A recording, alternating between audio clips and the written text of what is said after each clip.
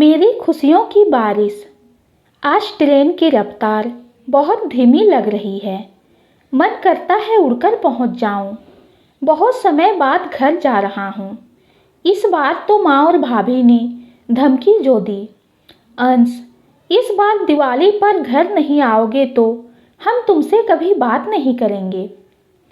MBA करके सीधे जो पहली जॉब मिली वहीं पर जम गया। दिन रात मेहनत करके जनरल मैनेजर की पोस्ट तक पहुंच गया।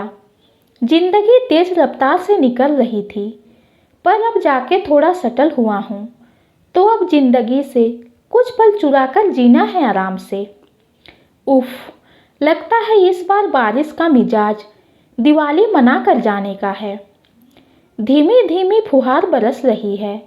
चारों ओर फैली हरियाली मन को आकर्षित कर रही थी और साथ में किसी मनभावन की याद में तड़पा भी रही थी।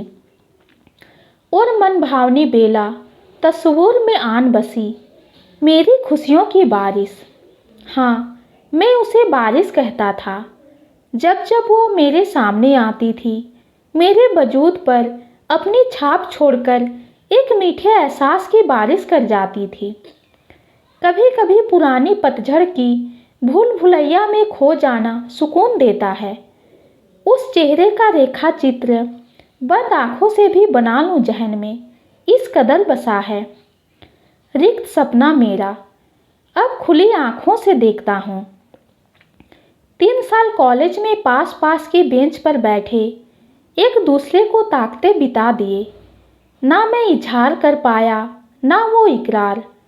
बस दिल ही दिल में प्यार करते रहे। मेरे दिल का हाल जानता था मैं।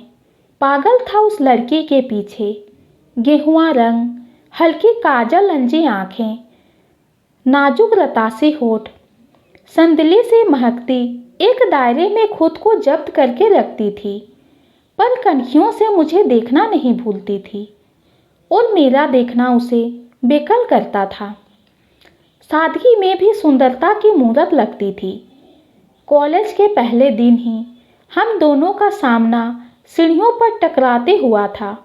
वो उतर रही थी और मैं अपने ख्यालों में चढ़ रहा था कि दोनों के कंधे टकरा गए और दोनों के मुंह से ओह आई एम सॉरी निकल गया। वो छुई सी सकुचाती निकल गई, पर उसकी छुअन आज भी इस कंधे में जफरासी खुशबू भर देती है। पर आज क्यों वो इतना याद आ रही है? कहाँ होगी, कैसी होगी, पता नहीं। अब तक तो उसकी शादी भी हो गई होगी। पर कहते हैं ना, पहला प्यार इंसान भुलाने से भी नहीं भूल पाता। उस अधूरे अनगढ़ किस्से को पूर्ण विराम देना ही अच्छा है। जब जब याद आती है, एक टीस उठती है। खैर, शायद कोई स्टेशन आया, सामने ही चाय का स्टॉल दिखा। बाजू में ही गर्मा गर्म पकोड़े बन रहे थे। हल्की बारिश में और क्या चाहिए। अभी पूरी रात बितानी है ट्रेन में। सुबह 10 बजे स्टेशन की सूरत दिखेगी। चलो सोते सोते दोहराएंगे नकाम मोहब्बत के किस्से।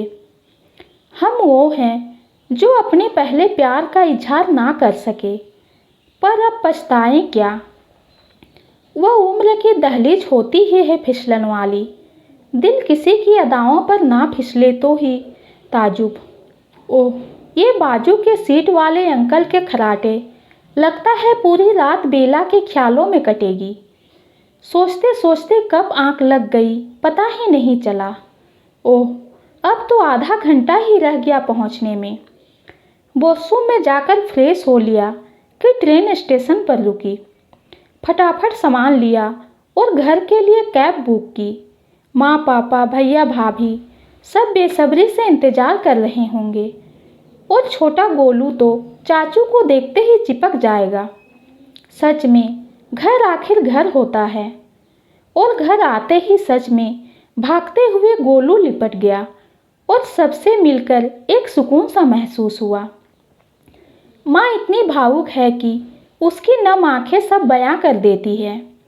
भैया, भाभी और पापा सबके चेहरे पर मुझे देखते ही रौनक छा गई। आधा दिन आराम करके मैं गोलू को लेकर शॉपिंग पर निकल गया। ढेर सारे पटाखे, कपड़े, मिठाइयाँ और सबके लिए पता नहीं क्या क्या उठा लाया। घर में खुशी का माहौल था तो भाभी ने मेरी खिंचाई शुरू कर दी। अंश भैया, अब मुझसे अकेले सब कुछ नहीं होता। घर संभालूं, रंगोली बनाऊं, गोलू को रखूं, माँ पापा का ख्याल रखूं, क्या क्या करूं। अब मुझे जल्दी से देवरानी ला दो बस, ताकि मैं भी कुछ आराम करूं। मैंने भाभी से कहा, वो दिन गए भाभी, अब तो आप और माँ जानो, आपकी पसंद मेरी पसंद। जब जहाँ बोलोगे बंदा कर लेगा शादी। और अब मुझे भी लग रहा था सेटल हो जाना चाहिए। फिर से बेला की प्यारी सूरत याद आने लगी। काश की हिम्मत की होती तो आज हम भी बाल बच्चे वाले होते। आज दिवाली की रात थी। पूरे मोहल्ले में चहल पहल थी। हर घर फुलहार से रोशन और हर आंगन रंगोली से सजा हुआ था। गोलू पटाखों की थैली उठाकर आया। चलिए चाचू, पटाखे फोड़ते हैं। मैं भी बड़े उत्साह से गोलू के साथ पटाखे की रंगत देखने चला आया। भाभी बड़ी सुंदर रंगोली निकाल रही थी। गोलू ने रॉकेट जलाया। जैसे ही रॉकेट को देखने मैंने आसमान की तरफ चेहरा किया, सामने वाले घर की बालकनी में खड़ी एक लड़की को देखकर मेरा दिल धड़कन चुक गया। आंखों पर यकीन नहीं हुआ। मेरा पहला प्यार, मेरी बेला, मेरी खुशियों की बारिश यहाँ इस हाल में कैसे? उदास, मुरझाई, सिंपल सी साड़ी, बिखरे बाल और मानो जिंदगी जीने से कोई मतलब ही ना हो। बस सिर्फ सांसें लेने भर को जी रही हो। आंखों को कितनी बार खोल बंद करके देखा। नहीं, बेला को पहचानने में मेरी आंखें कभी धोखा नहीं खा सकती। पर एक समय की हंसती खेलती, पल पल को मस्ती में जीने वाली लड़की ने ये क्या हाल बना लिया था। मैंने भाभी से अनजान बनकर पूछा, भाभी, वो सामने बालकनी में लड़की खड़ी है, वो कौन है? भैया, वो लोग कुछ दिन पहले ही रहने आए हैं। ज़्यादा परिचय नहीं, पर इस लड़की का पति फौज में था। कुछ समय पहले ही शहीद हो गया। ये बेचारी भरी जवानी में ही विधवा हो गई। ये उसका मायका है, अब यहीं रहती है। मैंने अक्सर उसे बालकनी में खड़े चुपचाप ताकते देखा है। मेरी आंखों के सामने अंधेरा छाने लगा। भगवान इतने निष्ठुर कैसे हो सकते हैं? एक साथ कई सवालों ने दिमाग में धमासन मचा दिया। अपनी बेला को दिवाली के दिन इस हाल में देखना मेरा दिल जलाए जा रहा था। मैंने भाभी से कहा, भाभी, आप जाकर उसे नीचे ले आइए ना, हम साथ मिलकर पटाखे जलाते हैं। भाभी ने कहा, भैया ऐसे कैसे, जान पहचान नहीं, और वो लोग क्या सोचेंगे? फिर भी चलो, इस बहाने ही जान पहचान हो जाए, कोशिश करके देखती हूँ। क्या बीतती होगी उसके ऊपर और उसके परिवार के ऊपर। कुछ ही देर में भाभी अकेले वापस आई। बोली, बेला की मम्मी ने बोला कि बेला ना कहीं आती जाती है, ना किसी से बात करती है, बस कहने भर को जिंदा है। हम तो समझा कर हार गए। मनोचिकित्सक की ट्रीटमेंट चल रही है।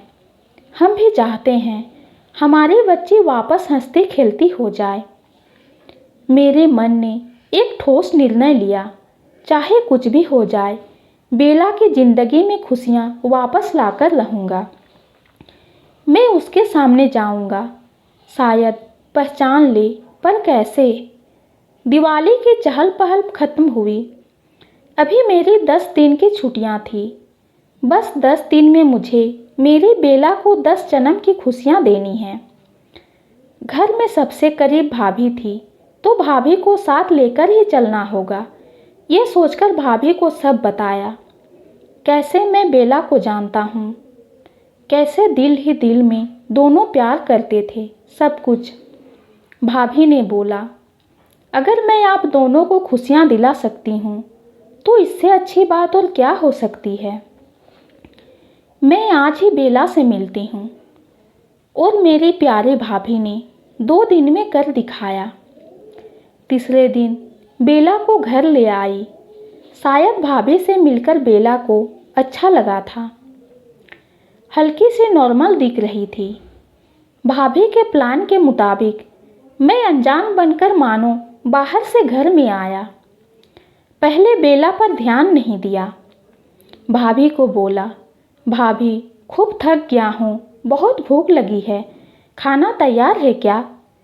मेरी आवाज़ से चौंककर बेला के चेहरे पर असंख्य भाव जाग गए। हम दोनों ने एक दूसरे को देखा और दोनों के मुंह से निकल गया, अरे आप यहाँ? ओह, मतलब मेरी बेला मुझे भूली नहीं थी। मैंने कहा, जी हाँ, ये बंदे का आशियाना है तो मैं यहाँ। फिर बहुत सारी बातें हुई। बेला घर आने जाने लगी, भाभी और माँ से घुलने मिलने लगी। अब मैंने महसूस किया बेला के चेहरे पर जिंदगी को सांस लेते हुए मुरझाए पौधे में मानो जान आने लगी थी। अब तो दोनों के परिवार के बीच पहचान बढ़ गई थी। पर मेरी वापसी में अब 3 ही दिन बचे थे। भाभी से मैंने कहा, भाभी आप माँ पापा से बात कीजिए मेरे और बेला के बारे में। मैं बेला को अपना जीवन साथी बनाना चाहता हूँ और जाने से पहले सब हो जाए तो अच्छा है। भाभी ने कहा, अब तो मुझे भी जल्दी है बेला को मेरी देवरानी बनाने की। मैंने कहा, ठीक है। भाभी, मैं ऊपर बेडरूम में हूँ, आप बात करके मुझे आवाज़ देना, मैं नीचे आ जाऊँगा। मुझे अपने माँ पापा पर यकीन था, बहुत खुले ख्यालात के हैं तो मेरी पसंद पर मोहर लगाने से मना नहीं करेंगे।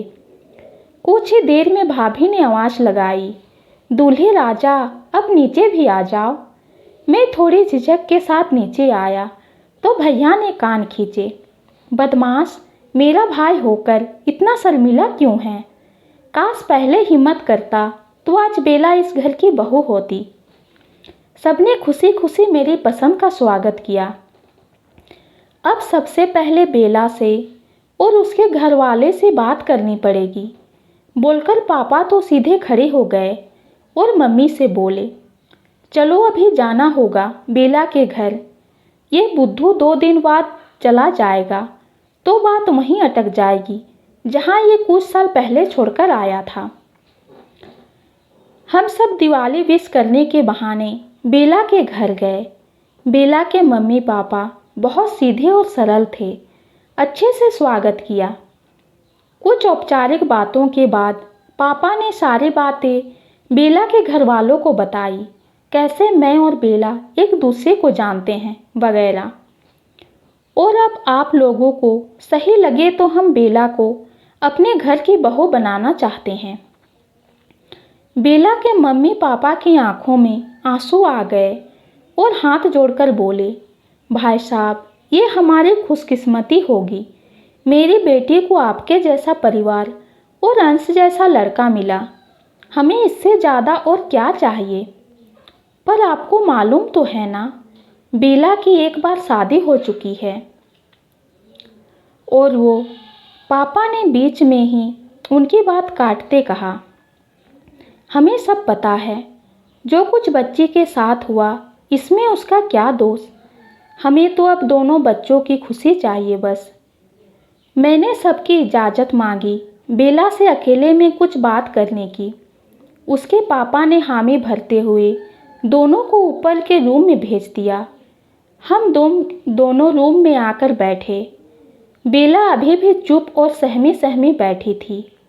मैंने बेला से पूछा, मैडम, कहीं ये एक तरफा मोहब्बत तो नहीं? आपकी सहमति भी ज़रूरी है। अब इकरार करके सालों की तपस्या का फल भी दे दो, वरना ये दीवाना प्राण त्याग देगा। ये सुनते ही बेला ने मेरे मुंह पर अपना हाथ रख दिया और बोली, आपको मेरी भी उम्र लग जाए, आज के बाद ऐसा कभी मत बोलना। बेला की आंखों से आंसुओं का सैलाब बहने लगा।